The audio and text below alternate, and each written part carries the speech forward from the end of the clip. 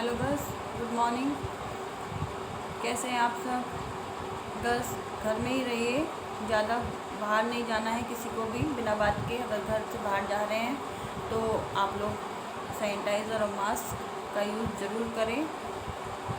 तो ये तो थी आप सबके हेल्थ के बारे में बात। तो अब बात करते हैं इस टॉपिक के बारे में। जो आपका नेक्स्ट टॉपिक है वो है आपका हिमीकरण की विधियाँ, मीन्स मेथड ऑफ फ्रीजिंग। जो आपने इससे पहले पढ़े थे, टॉपिक पढ़ा था, वो था आपका हिमीकरण के जो किस प्रकार के पैकेटों का यूज़ किया जाता है हिमीकरण करने में, उसमें उसके बारे में था। ये आगे के कंटिन्यू पार्ट है उसी के अंतर्गत।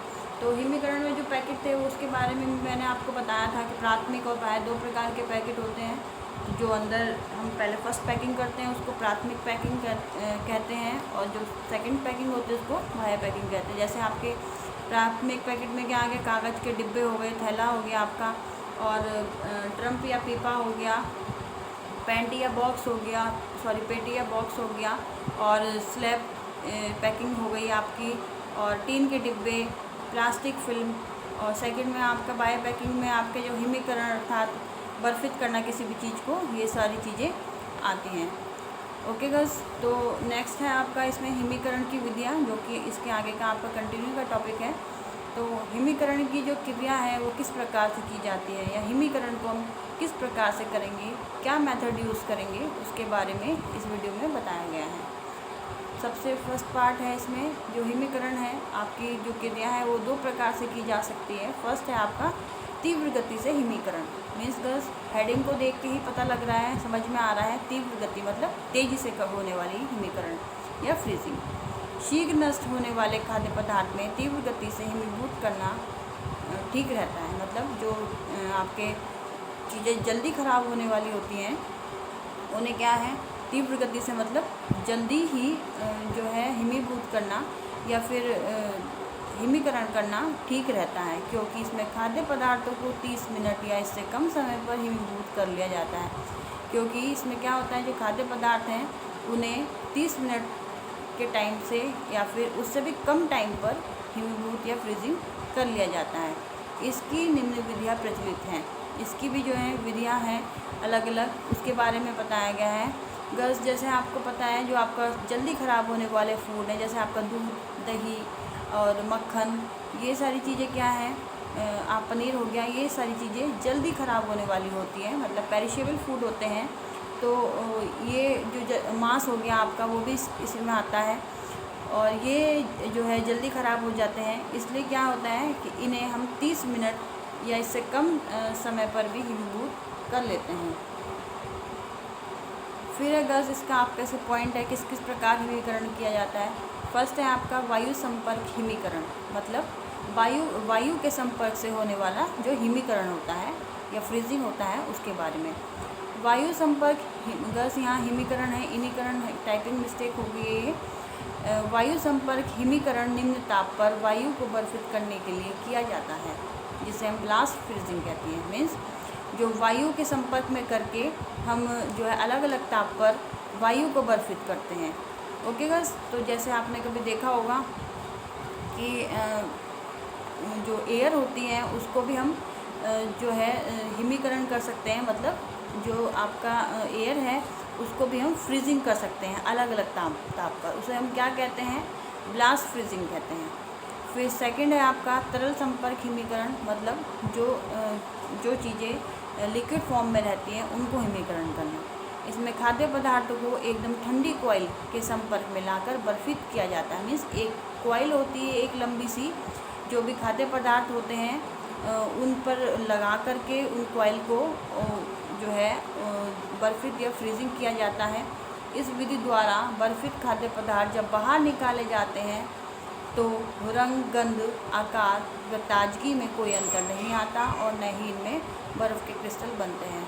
मीन्स गर्ल्स जो भी आपके खाद्य पदार्थ हैं इस तरीके के जिन्हें हम तरल संपर्क हिमीकरण करते हैं, उसमें इस विधि से जो है कोई भी खाद्य पदार्थ जो है ख़राब नहीं होते हैं। रंग में, उनके गंध में, आकार में और ताजगी में किसी भी तरीके का कोई अंतर नहीं आता है, और न ही इसमें बर्फ़ के क्रिस्टल बनते हैं। बस आपने देखा होगा जब हम आइसक्रीम आप लोगों ने खाई होगी, जो भी कुल्फ़ी होती है तो आपने कभी खाई होगी, जो एक सांचा होता है एक एल्युमिनियम का, वो उसके अंदर डाल देते हैं।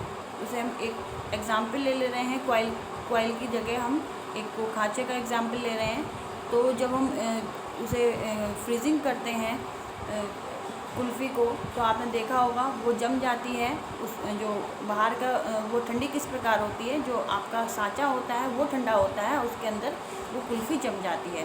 तो जो खांचा होता है या सांचा होता है वो आपका बर्फ़ के संपर्क में आता है, इसलिए क्या है, जो अंदर है जो आपकी कुल्फ़ी है वो उस पर हम किसी प्रकार का बर्फ़ का क्रिस्टल जमा हुआ नहीं देखते हैं।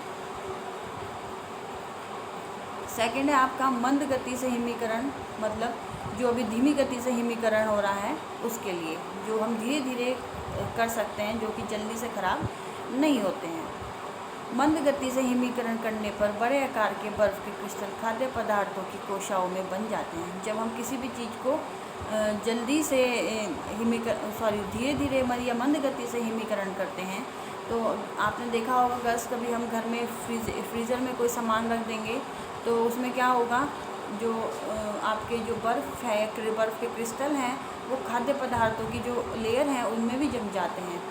और फिर क्या होता है, जिससे कि जो उनके कोश होते हैं, जो हमारे खाद्य पदार्थ हैं, वो फूट जाते हैं। वह एंजाइम की क्रिया के कारण में इनका रंग खराब हो जाता है। और जब फिर क्या होता है, जब उनके कोश टूट जाते हैं तो जो एंजाइम की क्रिया है वो होनी स्टार्ट हो जाती है, और फिर जो हमारे फूड प्रोडक्ट हैं उनका जो कलर है वो ख़राब होना शुरू हो जाता है।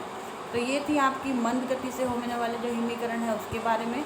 क्योंकि हम इसे मंद गति से करते हैं, इसलिए फूड आइटम्स पे बहुत ही जल्दी इफ़ेक्ट पड़ता है एंजाइम्स का, क्योंकि जो इनके कोश हैं या फिर आप कह लीजिए लेयर हैं वो टूट जाती हैं, और जो एंजाइम की क्रिया है वो फूड प्रोडक्ट में स्टार्ट हो जाती है।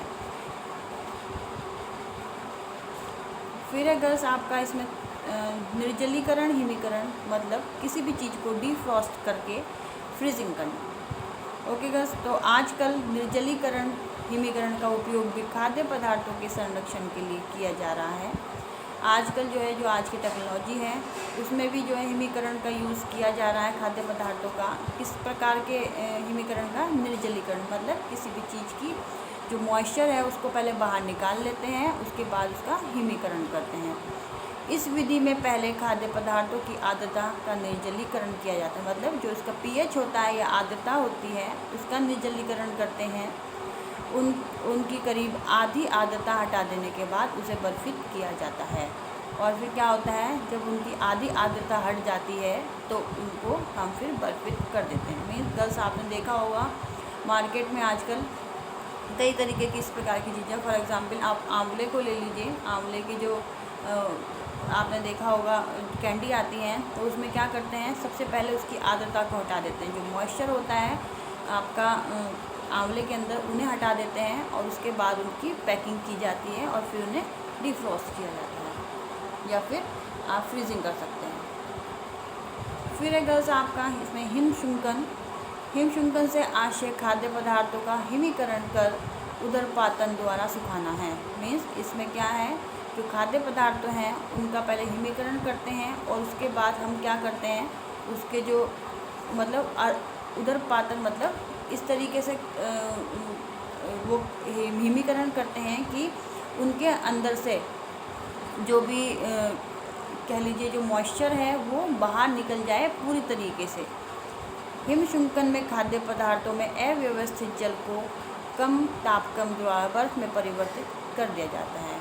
जो हिमशुंकन है उसमें क्या करते हैं, खाद्य पदार्थों में जो भी आपका जल है प्रेजेंट, उसको हम बर्फित करते हैं, ना कि जो आपके जो फूड प्रोडक्ट है, या तो ये कह लीजिए कि जो भी आपके फूड प्रोडक्ट हैं उसके अंदर अगर कोई भी मॉइस्चर है तो उनको हम बर्फित करते हैं। जैसे फॉर एग्जांपल गर्ल्स, आपने देखा होगा सफल मटर आती है मार्केट में, तो जब आप पैकेट लेके आएंगे बाहर से, तो कभी आपने नोटिस किया होगा कि उसके अंदर भी हल्के हल्के से बर्फ़ के क्रिस्टल रहते हैं, या फिर स्वीट कॉर्न है उनके अंदर भी बर्फ़ के क्रिस्टल रहते हैं। तो वो कौन सी विधि होती है, आपकी हिमशुंकन विधि होती है। तापक्रम द्वारा बर्फ़ में इसको क्या करते हैं, परिवर्तित कर देते हैं। और जो फ्रीजिंग का तापक्रम है वो इतना कर देते हैं कि जो उसके अंदर का जल है, आपके मटर के अंदर जो मॉइस्चर है या जल है, या फिर आपके जो कॉर्न्स के अंदर भी जल या मॉइस्चर रहता है, उसको बर्फ़ में परिवर्तित कर देते हैं। फिर बर्फ़ को वाष्प में परिवर्तित कर अलग कर देते हैं। और फिर क्या करते हैं, जो बर्फ़ होता है उसको हम वाष्प में, मतलब एक स्टीम में परिवर्तित कर देते हैं, जिससे खाद्य पदार्थ में निर्जलीकरण हो जाता है। और फिर क्या होता है, जो खाद्य पदार्थ होते हैं उनका निर्जलीकरण हो जाता है या फिर डिफ्रॉस्ट हो जाता है। तो बस ये थी आपकी मेथड ऑफ फ्रीजिंग। जो हम नेक्स्ट टॉपिक पढ़ेंगे वो पढ़ेंगे हम रेफ्रिजरेशन, इसका आगे का पार्ट है। और बस आप लोग ज्वाइन नहीं कर रहे हैं क्लास, 2-4 बच्चों को छोड़ के। अगर हम वीडियो बना रहे हैं तो मेहनत कर रहे हैं आप लोगों के लिए ही, जिससे कि आप लोगों का एग्ज़ाम हो तो कोई परेशानी ना हो। तो अगर आप क्लास नहीं ज्वाइन कर रहे हैं तो हमारी वीडियो बनाने का भी कोई मतलब नहीं रहता है। तो गर्ल्स प्लीज़ ज़्यादा से ज़्यादा गर्ल्स ज्वाइन करें, ताकि डिस्कशन करने में भी तभी अच्छा लगता है ज़ूम मीटिंग में। अगर कोई भी प्रॉब्लम है इस टॉपिक में नहीं समझ में आ रहा है तो आप लोग मेरे से ज़ूम मीटिंग में डिस्कस कर लीजिएगा। Okay girls, take care, bye.